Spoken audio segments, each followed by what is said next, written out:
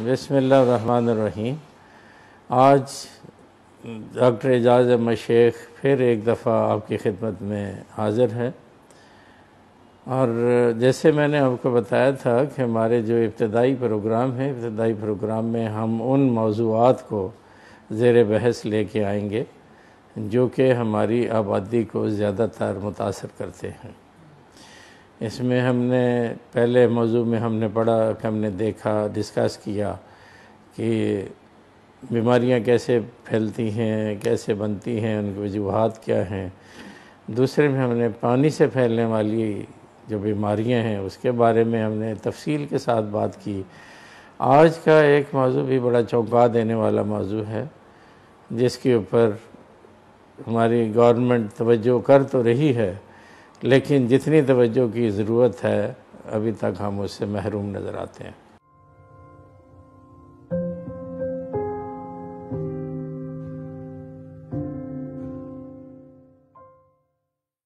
आज का मौजू 1 साल से कम उम्र के बच्चों की अमवात का होना है। इससे पहले कि मैं आपको इसके मुख्तलिफ़ जो इसकी शरह है उसके ऊपर लेके जाऊं, मैं आपको बता दूं कि इसको आम लफ्ज़ों में इन्फेंट मोर्टेलिटी रेट कहते हैं। इन्फेंट मोर्टेलिटी, तो इन्फेंट से क्या मुराद है? इन्फेंट से मुराद है 1 साल से छोटा बच्चा। और नियोनेट से क्या मुराद है? नियोनेट से मुराद है 1 माह से छोटा बच्चा। सबसे पहले हम इसकी जो मुख्तलिफ़ शरह है दुनिया के दूसरे ममालिक के मुकाबले में, हम उसको ज़ेर बहस लेके आएंगे और उससे हमें अंदाज़ा होगा कि हमारी इस मसले का कितना शदीद तरीन असर हो रहा है और हमारे जो 1 साल से कम उम्र के छोटे बच्चे किस तरीके से मौत के मुंह में जा रहे हैं।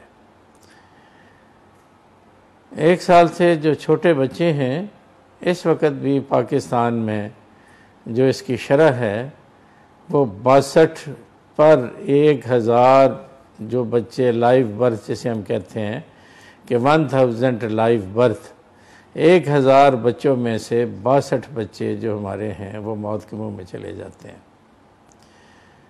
और हर साल 2 लाख से ज़्यादा बच्चे हमारे 1 साल से छोटे बच्चे जो है वो मर जाते हैं। हर 22 में से 1 बच्चा हमारा मौत का शिकार हो जाता है। और पूरी दुनिया में इस वक्त हम 11वें नंबर पर खड़े हैं। सिर्फ 10 ममालिक ऐसे हैं जिनकी शरह अमवात हमसे ज़्यादा है। बाकी आप अंदाज़ा लगाइए कि 5वां सबसे बड़ा मुल्क, वाहिद इस्लामी रियासत, सबसे बड़ी इस्लामी रियासत, और उसके अंदर हमारे बच्चों की शरह अमवात इतनी ज़्यादा कि 1000 लाइव बर्थ में से 62 बच्चे जो है हमारे मौत के मुंह का शिकार हो जाएं। आपको अंदाज़ा होगा इस बात से कि अगर जापान में जाएं तो उसमें 1111 बच्चों में से सिर्फ 1 बच्चा मौत के मुंह का शिकार होता है। हमारे यहाँ हर 22 बच्चों में से 1 बच्चा मौत के मुंह में जा रहा है, और जापान में 1111 बच्चों में से सिर्फ 1 बच्चा। परसेंटेज भी निकालने बैठे हैं तो कहाँ बात पहुँचती है। और यूरोप के ममालिक में अगर हम देखें तो वहाँ 3, किसी में 2, किसी में 4, अब इस वक्त भी यूके में 4 है। हमारे हमसाया मुल्क को देख लें, हम अपने हर बात का अपने हमसाया मुल्क से मुकाबला करते हैं तो हमारे हमसाया मुल्क की भी शरह अमवात जो है इस वक्त सिर्फ 39 है। 39 पर 1000 लाइव बर्थ, जिसकी इंडिया के अंदर भी ये अमवात हैं, और हमारी जो है वो 62 के करीब हम खड़े। अफ़गानिस्तान एक ऐसा मुल्क है जो कि दूसरा एक हमसाया मुल्क है हमारा। वहाँ वो खाना जंगी के शिकार होने की वजह से, मुख्तलिफ़ हालात होने की वजह से शायद वहाँ अभी तक दुनिया में सबसे ज़्यादा बच्चों की शरह अमवात हैं, और वो हैं 111। हम 62 में हैं, वो 111 हैं। दूसरे पे सब सहारन कंट्रीज़ हैं अफ्रीका में कि जिनकी शरह मौत हमसे कुछ ज़्यादा है, लेकिन इतने बच्चों का मौत के मुंह में चले जाना इंतहाई अफसोसनाक बात है। और ये भी कि इसमें से जो 80% है ऐसी वजूहात, जब मैं आपको इसकी बताऊंगा तो उसमें से 80% वजूहात वो काबिले बचाव हैं। हम 80% अपने बच्चों को इससे, इस शहाई शरह अमवात से हम बचा सकते हैं। ये शरह अमवात सबसे ज़्यादा जिसको मुतासर करती है वो हमारे 1 माह से छोटे बच्चे। जो 1 माह से छोटे बच्चे हैं, बदकिस्मती हमारी कि सबसे ज़्यादा जो शरह अमवात हमारी 1 माह से छोटे बच्चों की है, उसमें पाकिस्तान नंबर 1 पे। पहले माह में भी जो सबसे ज़रूरी दिन है वो ज़िंदगी का, बच्चे की ज़िंदगी का पहला दिन है। ज़िंदगी के पहले दिन में मैं अगर आपको फ़िगर में बताऊंगा तो आपको भी हैरानी होगी कि पूरी दुनिया में तकरीबन अपनी ज़िंदगी के पहले दिन में 10 लाख बच्चे मौत के मुंह में चले जाते हैं। और ये ममालिक कौन से हैं? बदकिस्मती से यही हमारे अंडर डेवलप्ड जिसे हम कहते हैं, पाकिस्तान है, इंडिया है, अफ्रीकन कंट्रीज़ हैं। यूरोप वालों ने तो अपने आप को कुछ बचा लिया है। उन्होंने तो हिम्मत करके, काम करके, अच्छी रवायतें अपना के, जो कि हमारी रवायतें हुआ करती थी, उन्होंने अपने आप को बचा लिया। लेकिन बदकिस्मती से हम अभी तक उसी का शिकार हैं।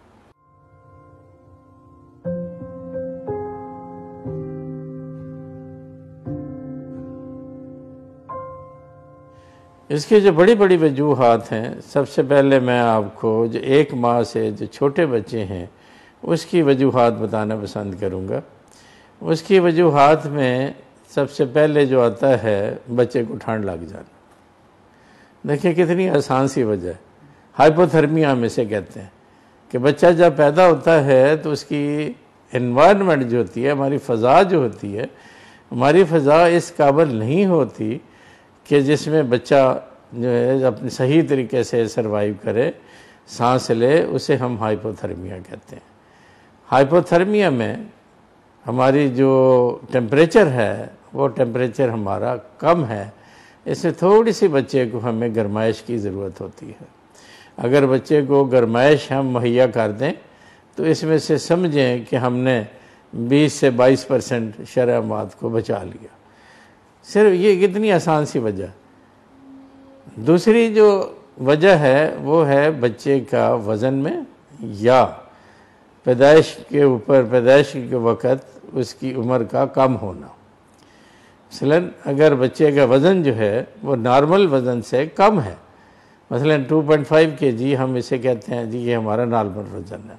एक आम बच्चे का 2.5 किलोग्राम वज़न होना चाहिए।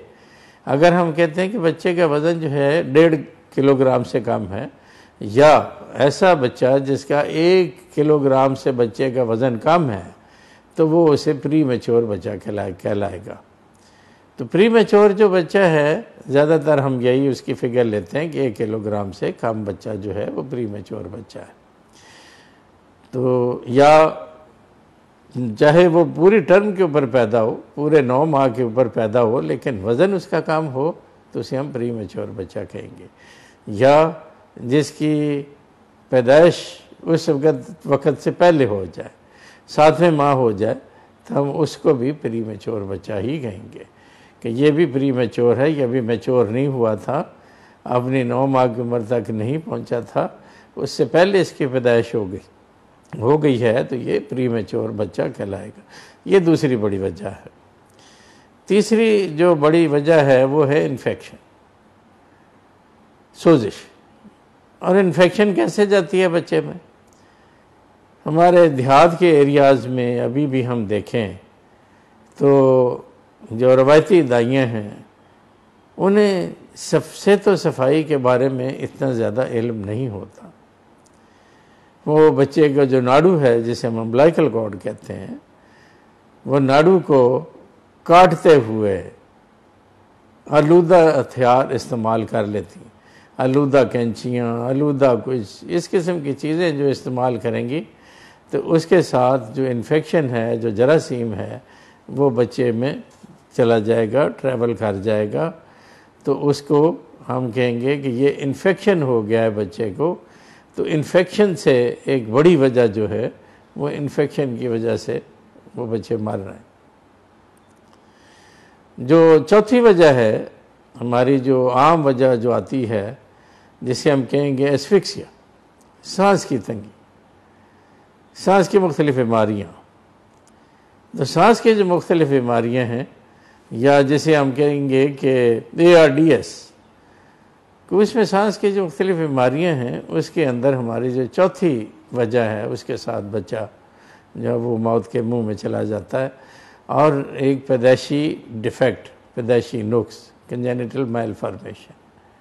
अब कंजेनिटल मैलफॉर्मेशन जो है ये वक्त के साथ साथ ज़्यादा हम तिब्बी सहूलतें मुहैया करके इसको भी कंट्रोल कर सकते हैं, ज़्यादातर को कंट्रोल कर सकते हैं। और बाकी जो चार हैं, बाकी चार तो इंतहाई आसान, जो कि बिल्कुल छोटी छोटी तदाबीर इख्तियार करके हम चारों शरअ अमवात को बचा सकते हैं। इसीलिए मैं ये कह रहा हूँ कि हमारी 80% जो वजूह हैं, 80% वजूहात को हम बचा सकते हैं। तो हमारी जो इन्फेंट मोर्टेलिटी है, वो न्यूनेटल मोर्टेलिटी जो है, जो 43 से कम हो के कम से कम 6, 7 या 8 के करीब आ जाएगी अगर हम मुनासिब इक़दाम उठा लें। तो इसके कम होने से हमारी जो 62 है वो समझें कि हमारा 30 से 35, 38 फिगर जो है वो कम हो के तो शरअ अमवात हमारी इन्फेंट की कम हो सकती है। तो इन्फेंट 1 माह की उम्र जो है वो इंतहाई जो सेंसिटिव उम्र है, जिसके अंदर के शरअ अमवात हमारी इतनी 62 में से 43 तो यही शिकार कर लेते हैं। बाकी जो परसेंटेज बचती है उसमें 2 बड़ी बड़ी वजूहात हैं। वो है बच्चों के साल, जिसे हम डायरिया कहते हैं, और नमोनिया, फेफड़ों की सोजिश जैसे हम कहते हैं, वो नमोनिया है। ये 2 बड़ी वजूहात इसमें हैं जो कि हमारी 1 साल से छोटे बच्चों को ज़्यादातर शिकार करती हैं और बच्चे मौत के शिकार हो जाते हैं।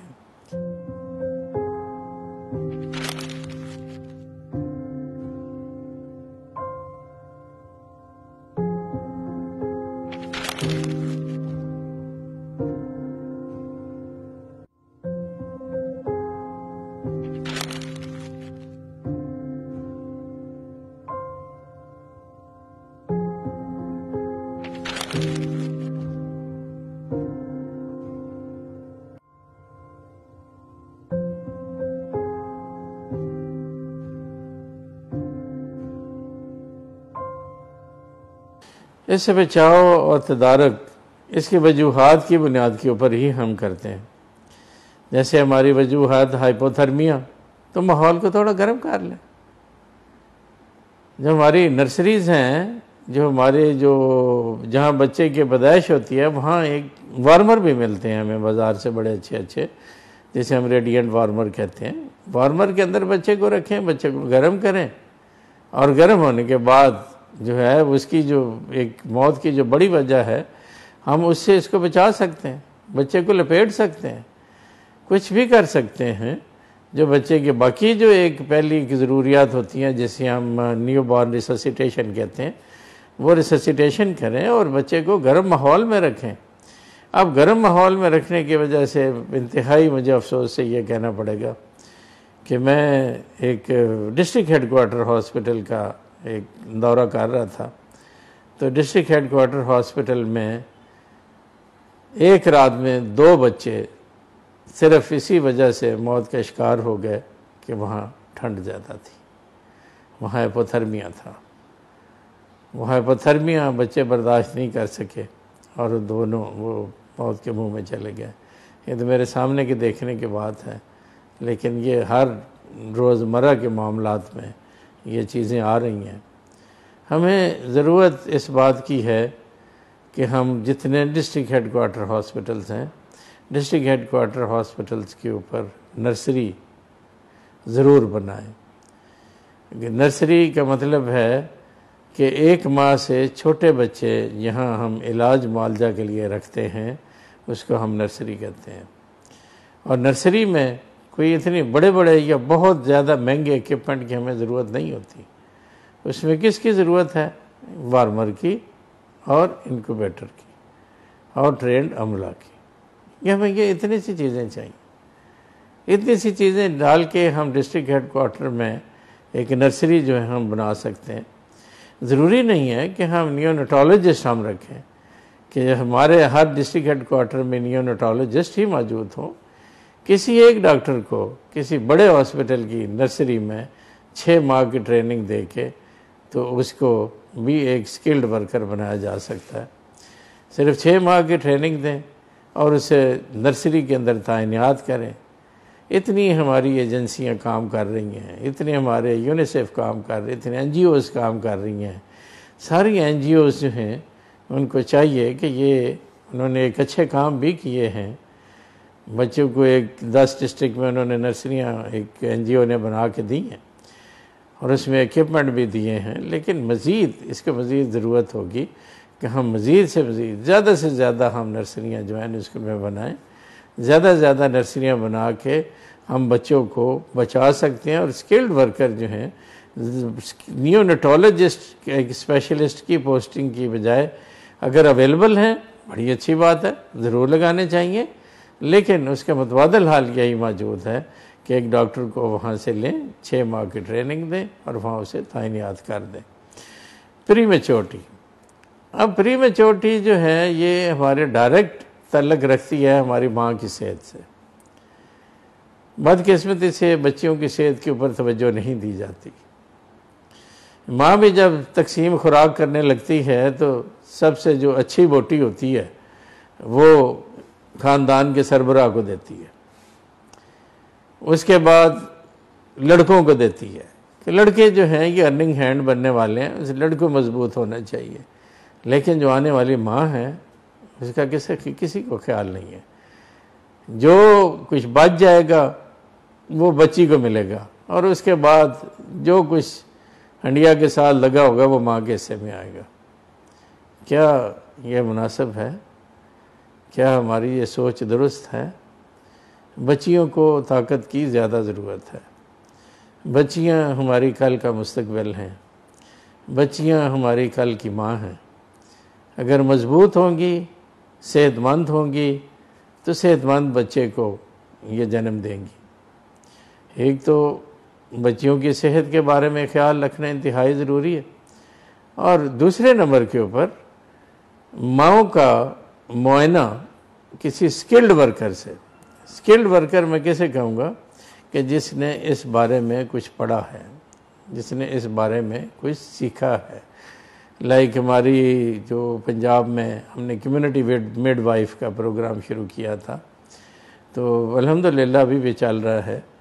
तो कम्युनिटी मिडवाइफ जो है वो एक स्किल्ड वर्कर है। हमारी जो लेडी हेल्थ विजिटर है वो स्किल्ड वर्कर है। हमारी जो लेडी डॉक्टर है वो स्किल्ड वर्कर है। तो उसको माँ को अपना 9 माह तक, जिसे हम एंटीनेटल पीरियड कहते हैं, तो एंटीनेटल विज़िट जो हैं उससे प्रॉपर करवाने चाहिए। हमारी लेडी हेल्थ वर्कर का ये फ़र्ज़ बनता है कि लेडी हेल्थ वर्कर जो कि हमारे हर गली मोहल्ले में हमने तैनात की हुई हैं और लेडी हेल्थ वर्कर अपने अपने इलाके में या अपने अपने घरों में जहाँ जहाँ उनकी ड्यूटी है माँ को लेके नज़दीकी हेल्थ फैसिलिटी में लेके जाएं। चाहे वो बेसिक हेल्थ यूनिट है, चाहे वो रूरल हेल्थ सेंटर है, चाहे वो तहसील हेडक्वार्टर है या डिस्ट्रिक्ट हेडक्वार्टर है या टीचिंग हॉस्पिटल है। माँ को लेके जाएं, डॉक्टर से मुआयना करवाएं, उसका ब्लड प्रेशर रिकॉर्ड करवाएं, उसका ब्लड ग्रुपिंग करवाएं, उसकी जो ग्रोथ हो रही है बच्चे की उसका मुआयना करवाएं, उसकी मॉनिटरिंग करवाएं।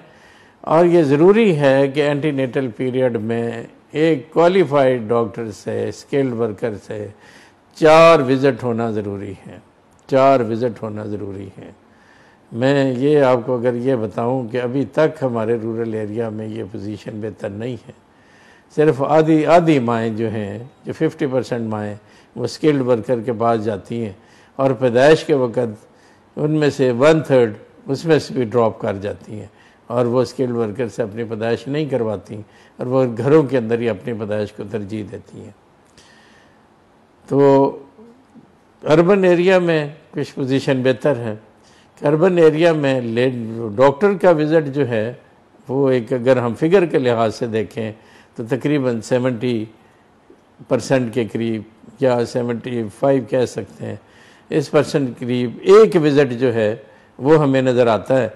और उसके बाद जो 4 विज़िट हैं ये तकरीबन 60% वुमेन में होते हैं। वो भी 4 विज़िट अर्बन एरिया में भी पूरे नहीं कर पाती। तो ये जो एंटीनेटल है इसका करवाना, माँ की सेहत का ख्याल रखना, ये प्री मैच्योरिटी की बड़ी रीज़न को हम इसको बचा सकते हैं। तीसरी जो हम कह रहे थे वो है इन्फेक्शन। अब इन्फेक्शन में जो एक टेटनस है वो भी एक इन्फेक्शन है बहुत बड़ी। उसमें माँ को भी प्रेगनेंसी के दौरान 7वें और 8वें महीने में सिर्फ 2 टीके लगा के हम बच्चे को भी माँ को भी इन्फेक्शन से बचा सकते हैं, टेटनस से बचा सकते हैं। लेकिन जो इन्फेक्शन की जो बड़ी वजह, जैसे मैंने बताया था कि अनस्किल्ड वर्कर हमारी जो दाइयाँ हैं वो इसको नाड़ू को सही तरीके से सही औजार से नहीं काटती, जो कि इन्फेक्शन करती हैं और बच्चा जो है इन्फेक्शन का शिकार हो जाता है। इसके ऊपर भी हमारे महकमा सेहत में प्रोग्राम चला था कि क्लोरहेक्सिडिन एक ऐसी दवाई है कि क्लोरहेक्सिडिन 7% क्लोरहेक्सिडिन, जो कि अम्बिलिकल कॉर्ड को अगर उसके ऊपर ये मेडिसिन को लगाया जाए तो बच्चे को इन्फेक्शन नहीं होती। और अम्बिलिकल कॉर्ड को साफ़ सुथरे औजार कैंची सीज़र के साथ काटा जाए तो उसके साथ इन्फेक्शन बच्चे को नहीं होती। इस इन्फेक्शन से ये इस अमर को फिर मजबूत करता है कि स्किल्ड वर्कर, जिसका मैंने पहले ज़िक्र किया, अपनी पैदाइश आम दाइयों से आम घरों में करवाने के बजाय स्किल्ड वर्कर से जाकर अपनी पैदाइश करवाएं।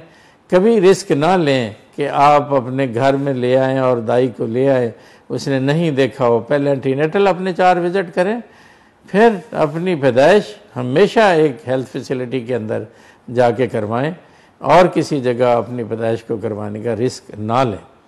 बाकी सांस की जो तकलीफ़ हैं, चौथी जो आती है, उसके अंदर हमारे जितने भी हमारे स्किल्ड वर्कर हैं उनको एक ट्रेनिंग कुछ को हो गई है, ज़्यादा को हो गई है, कुछ को अब ज़रूरत है, जिसको कहते हैं बेबी ब्रीदिंग, बेबी भी जिसे भी हम कहते हैं कि बेबी ब्रीथ करके हम मसनूई सांस दे के रिससिटेट करके बच्चे की जो सांस है उसको हम बहाल कर सकते हैं। और ये भी उसी जगह मुमकिन है जहाँ के आप हेल्थ फैसिलिटी में हैं या स्किल्ड वर्कर है जो कि आपकी इस पैदाइश को अमल को अपने सर अंजाम दे रही है, उसे ट्रेनिंग दी गई है, उसे बताया गया है कि बच्चे के तनफ़्फ़ुस को, सांस को आपने कैसे बहाल करना है, किस तरह सक्शन करनी है, किस पोजीशन में रखना है और कैसे उसके सांस को बहाल करेंगे तो ये वजह भी हमारी बहुत ज़्यादा कंट्रोल में आ सकती है। और आगे हैं हमारी जो कंजेनिटल मैलफॉर्मेशन है, इसके बारे में इंशाल्लाह हम डिटेल से किसी वक्त आपसे बात करेंगे। तो कंजेनिटल मैलफॉर्मेशन जो हैं उसमें से भी कुछ हैं जो कि हम बचा सकते हैं और कुछ ऐसी हैं जो कि बदकिस्मती से उसके लिए एक हायर हॉस्पिटल की, हायर लेवल हॉस्पिटल की ज़रूरत होती है, जिसके अंदर अगर हम पहुंच जाए तो ये कंजेनिटल मैलफॉर्मेशन भी से भी हम बचा सकते हैं।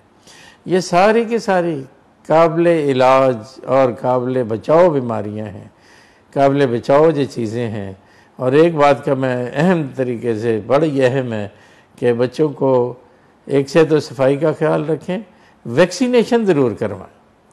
वैक्सीनेशन बड़ी ज़रूरी है।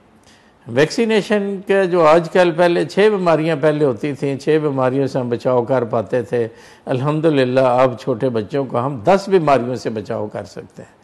वो 10 बीमारियों में कौन कौन सी बीमारी हैं वो मैं आपको एक जिक्र कर देता हूँ। जो कि पैदाइश के पहले दिन जिसकी हमें ज़रूरत है वो है पोलियो के कतरे और टीबी से बचाव का टीका BCG। पैदाइश के पहले हफ्ते में भी अभी आप करवा लें तो फिर भी काबिल कबूल सूरत हाल है, लेकिन पैदाइश के पहले दिन के ऊपर ये हो जाए तो ज़्यादा बेहतर है। पोलियो के कतरे पिलाएं, BCG का टीका लगाएं।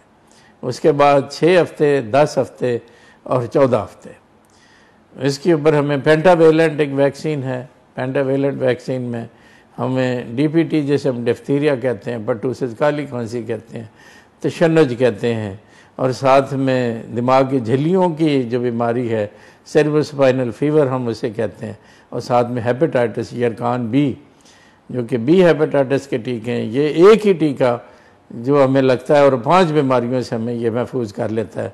इसको हम जो है ना जो पेंटावेलेंट कहते हैं, और इसके साथ ही निमोनिया से बचाव का एक टीका भी हम लगा देते हैं इसी दौरान। अब अल्हम्दुलिल्लाह हमें जो एक बच्चों के इसहाल जो हैं, जो कि डायरिया और नमूनिया जो मैंने बताया था आपको कि 1 माह की उम्र के से लेके 12 माह की उम्र तक जो बहुत ज़्यादा बीमारी होती है वो डायरिया और नमूनिया हैं। और डायरिया की जो 50% काज हैं, 50% काज के लिए वैक्सीन आ गई है, वो वायरल है, रोटा वायरस की वैक्सीन है, वो भी अपने बच्चों को ज़रूर दें। 9 माह और 15 माह की उम्र में मीज़ल्स एक पहला इस इंजेक्शन खसरा के ख़िलाफ़ लगता है, दूसरा इंजेक्शन 15 माह की उम्र में लगता है। अभी तक भी हम दूसरे इंजेक्शन के बारे में अब संजीदा नहीं हो पाए। अभी तक जो दूसरा मीज़ल्स का इंजेक्शन है उसकी शरह लगवाने की 45 और 50% के दरमियान है, जिसको बेहतर करने की ज़रूरत है।